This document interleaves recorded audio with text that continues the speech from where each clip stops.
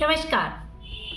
मेरा नाम है कुसुम गर्ल और आप सभी मुझे सुन रहे हैं हम भी कलाम चैनल पर। मैं प्रेजेंटली दिल्ली गवर्नमेंट स्कूल में as a primary teacher work कर रही हूँ और इससे पहले मैंने 2017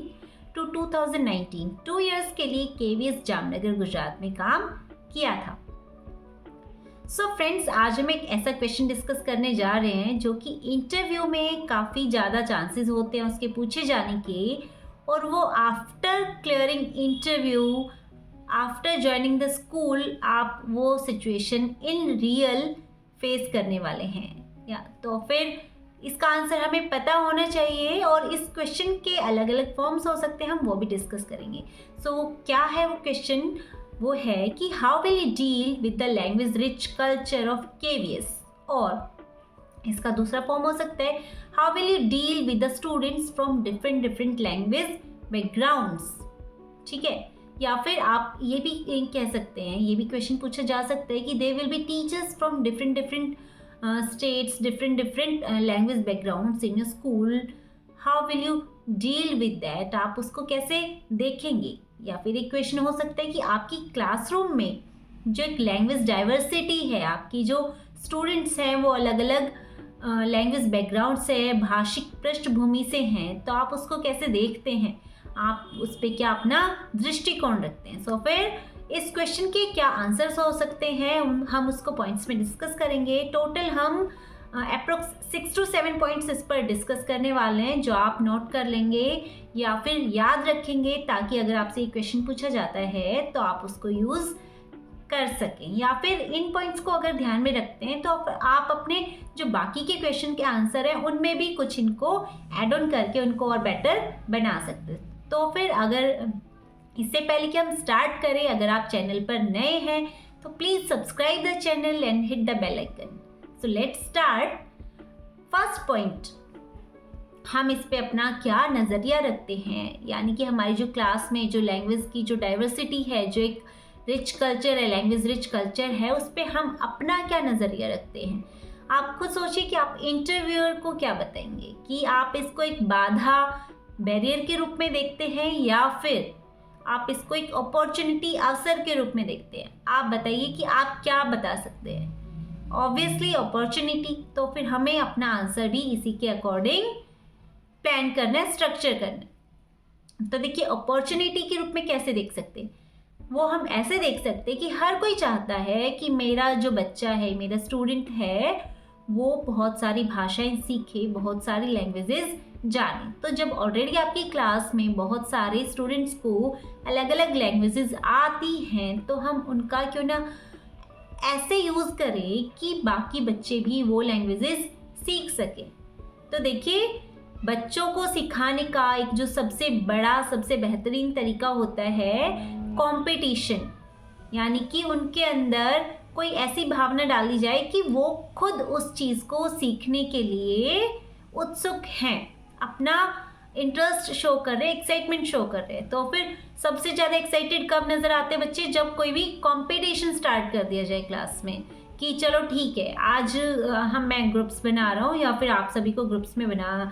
डिवाइड कर रहे हैं और फिर देखते हैं कौन सी टीम जीतेगी। तब आपने देखा होगा कि कैसे सब में एक अलग ही जोश आ जाते हैं, है ना। तो फिर वो कंपटीशन, उनकी जो एक्साइटमेंट है, उसको लैंग्वेज से कैसे लिंक कर सकते हैं, अब आपके माइंड में ये आ रहा होगा। तो उसके लिए देखिए, कोई भी गेम सोचिए, कोई भी जहाँ पर कंपटीशन जिनमें हम ऑर्गेनाइज करते हैं, जैसे कि मान लीजिए डम शेड्स, यानी कि जिसमें मूवीज़ का जो नेम गेस करना होता है ना। तो फिर उसमें हम कैसे यूज़ कर सकते हैं, आप क्या करेंगे कि कुछ सेंटेंसेस जो जनरली आप बोलते हो या फिर क्लास के अलग अलग बच्चे बोलते हो, वो एक स्लिप्स पे लिख के डाल देंगे। कोई भी एक लैंग्वेज चूज़ कर लेंगे जो ज़्यादातर बच्चे जो है क्लास के जानते हो। मान लीजिए वो आप हिंदी चूज़ कर सकते हैं या फिर इंग्लिश चूज़ कर सकते हैं, या फिर मेजॉरिटी जो है उस क्लास की उसके अकॉर्डिंग, या फिर आप बायलिंगुअल भी रख सकते हो उस स्लिप को कि हिंदी और इंग्लिश दोनों में। तो फिर वो स्लिप्स बनाएंगे, फोल्ड करके एक बॉक्स में डाल देंगे। अब क्या करेंगे, आप टीम्स बनाएंगे और कोशिश करेंगे कि वो ऐसी हो कि हर टीम में कुछ पर्टिकुलर लैंग्वेज वाले जो स्टूडेंट्स हो, मतलब वो हो। फिर आप क्या करेंगे कि 1 by 1 एक बच्चा आएगा और वो अपनी उस लैंग्वेज में उस पर्ची को, स्लिप को ट्रांसलेट करके अपने टीम मेंबर्स को समझाने की कोशिश करेगा।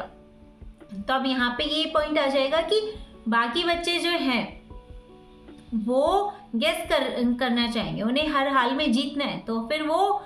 कोशिश करेंगे, उनको अपनी सिमिलैरिटीज़ ढूंढेंगी, जो लैंग्वेज उन्हें आती है उससे सिमिलैरिटी ढूंढने की कोशिश करेंगे, रिलेट करने की कोशिश करेंगे कि अच्छा ऐसा कह रही है या फिर ऐसा कह रहा है मेरी लैंग्वेज में, मुझे तो ऐसा पता है, तो फिर वो ऐसे उसको लिंक करने की कोशिश करेंगे, ट्रांसलेट करने की कोशिश करेंगे और फिर गेस करेंगे। तो फिर यहाँ पे ये तो अभी गेम का हो गया, लेकिन हमेशा बच्चों के मन में रहेगा कि मैम या फिर सर ये गेम कभी भी करवा सकते हैं। तो फिर वो क्या करेंगे, हमेशा जब भी फ्री टाइम होगा उनके पास, जब भी उनका फ्री पीरियड हुआ करेगा, वो एक दूसरे से जो कीवर्ड्स हो गए, जो कुछ मेन सेंटेंसेस हो गए, उनकी लैंग्वेज में सीखने की कोशिश करते रहेंगे, जिससे कि उनको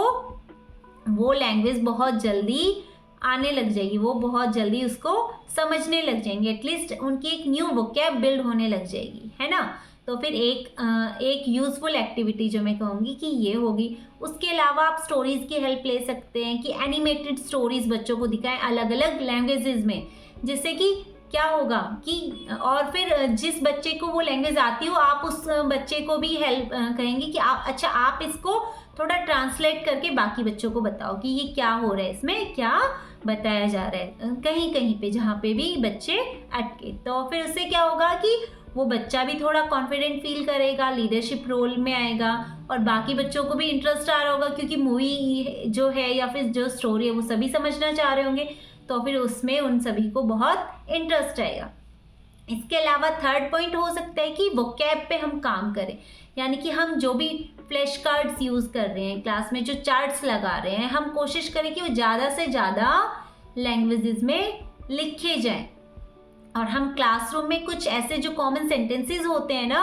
उनको भी अलग अलग लैंग्वेजेस में जो बच्चों को आती है उनमें लिखवा के उनसे ही लिखवा कर हम अपनी क्लास में लगा सकते हैं, ताकि वो बच्चे बार बार उन्हें देखेंगे तो फिर उन्हें वो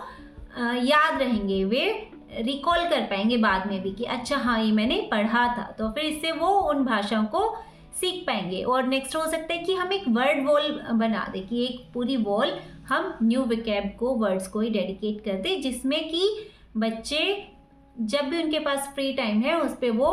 वर्ड्स जो उन्हें आते हैं वो लिख दें, उसका मीनिंग भी लिख दें, जिसमें बाकी बच्चे उसको अंडरस्टैंड कर पाएँ। नेक्स्ट हो सकता है बाकी और भी काफ़ी सारी लिटरेरी एक्टिविटीज़, जैसे कि कॉन्वर्सेशन एक्टिविटीज़ की, वो एक दूसरे से कॉन्वर्सेशन कर रहे हैं, बातचीत कर रहे हैं, और आप उनको ऐसे पेयरअप कर सकते हैं कि एक को दूसरी लैंग्वेज आती हो और एक को अलग लैंग्वेज आती हो। मतलब वो एक कॉमन लैंग्वेज तो जनरली उनको आती होती है कि हिंदी, इंग्लिश, और वो अपनी अपनी लैंग्वेजेस भी जानते हैं, मतलब जानते हैं, तो फिर वो एक दूसरे से इंटरेक्ट करें अलग अलग लैंग्वेजेस में, लेकिन जब वो कहीं भी अटके तो अपने एक कॉमन लैंग्वेज में एक दूसरे को उसका मीनिंग समझा दे। या फिर प्लेज ऑर्गेनाइज करवा सकते हैं, ड्रामास करवा सकते हैं, पोएट्री, सॉन्ग्स, इस तरह की काफ़ी सारी एक्टिविटीज़ हम क्लास में ऑर्गेनाइज करवाते रहेंगे, तो फिर बच्चों का इंटरेस्ट बना रहेगा अलग अलग लैंग्वेजेस सीखने में, उनकी वोकैब सीखने में,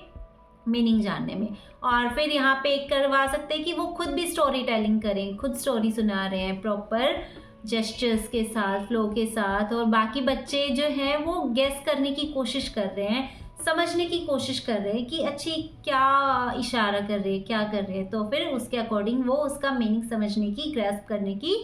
कोशिश करेंगे। यहाँ पे एक चीज़ और कर सकते हैं कि ईज़ का माहौल क्रिएट करने के लिए, क्लासरूम में थोड़ा अच्छा माहौल क्रिएट करने के लिए, कि आप उनको कहें कि अपनी लैंग्वेज में कोई जोक सुनाओ जो थोड़ा मतलब अच्छा हो, गलत वे में ना जा रहा हो, ठीक है। आप फिर बच्चों को कहें कि अपनी लैंग्वेज में कोई जोक सुनाओ, और फिर बाकी बच्चे वो गैस करें कि इसका ये मतलब था, ये कहा था ना, और फिर बाद में बच्चे को कह भी सकते हैं अच्छा चलो बता ही दो क्या मीनिंग था, तो फिर ये एक्टिविटी भी करवा सकते हैं।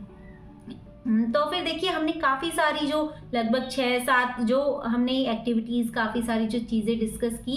सकते हैं। और देखिए ये जो यंग एज जो होती है, प्राइमरी क्लासेस तक की जो एज होती है, ये एक ऐसी एज है जिसमें बच्चे ज़्यादा से ज़्यादा, जितनी ज़्यादा लैंग्वेजेस हम चाहे उन्हें सिखा सकते हैं, क्योंकि ये सबसे गोल्डन पीरियड होता है लैंग्वेज सीखने के लिए। तो फिर हम जो बच्चों का जो अलग अलग लैंग्वेजेस का जो डिफरेंट लैंग्वेज बैकग्राउंड है उसको एक बहुत ही बड़े रिसोर्स, एक खजाने की तरह देख सकते हैं, उसको यूज़ कर सकते हैं और हम खुद भी सीख सकते हैं। हमें खुद भी बहुत अच्छा लगेगा जब हम उनकी जो लैंग्वेज सीखेंगे और फिर हम बाद जो बाकी के टीचर्स हैं उनकी भी इस चीज़ में हेल्प ले सकते हैं। देखिए, जैसे मैंने एक इंसिडेंट शेयर किया था कि एक बच्ची का वो जो गुजराती में बोल रही थी, मुझे समझ नहीं आता था, तो फिर मैंने जो मैम गुजरात से बिलोंग करती थी, जिन्हें वो गुजराती लैंग्वेज आती थी, उनकी हेल्प ली थी। तो फिर ऐसे ही हम बाकी के जो टीचर्स होंगे जो डिफरेंट लैंग्वेज बैकग्राउंड से होंगे, हम उनकी हेल्प लेकर भी अपनी क्लासरूम में और एक्टिविटीज़ ऑर्गेनाइज कर सकते हैं और उसको और अच्छे से हम अपनी टीचिंग को इफ़ेक्टिव और इम्पैक्टफुल बना सकते हैं। सो आई होप कि आपको ये जो पॉइंट्स हैं ये काम आएंगे, यूज़फुल लगे होंगे। अगर आपको इनमें कुछ और पॉइंट्स ऐड ऑन करने हैं तो प्लीज़ कमेंट्स में बताएं, और आपको इससे रिलेटेड जो क्वेश्चंस आ रहे हैं, जो सिर्फ इनसे रिलेवेंट क्वेश्चंस हों, वो आप कमेंट बॉक्स में बताएं। अगर मैं पूरी कोशिश करूंगी कि मैं उनको सॉल्व कर सकूं, आप तक अपनी बात पहुंचा सकूं, ताकि हाँ ये चीज़ 2 वे चले, 1 वे ना रहे। मैं पूरी कोशिश करूंगी कि हमारी जितनी भी वीडियोज़ हैं वो 2 वे रहें। ऐसा नहीं कि सिर्फ मैं ही आपको कुछ बताए जा रही हूँ, आप बताएं, अपना फीडबैक दें और फिर मैं उनमें और इम्प्रूवमेंट करने की कोशिश करूँगी। So thank you so much, मिलते हैं नेक्स्ट वीडियो में। तब तक के लिए bye bye, take care of yourself, bye bye.